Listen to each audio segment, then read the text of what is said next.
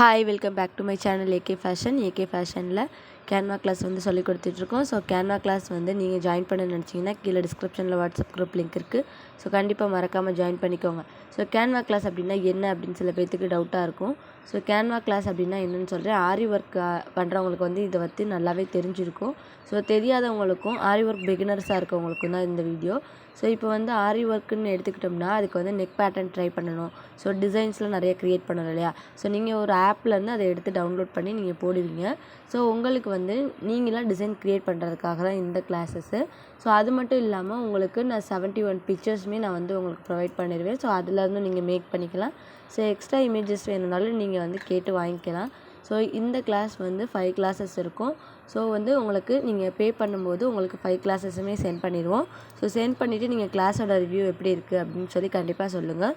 So இதுதான் கிளாஸோட details.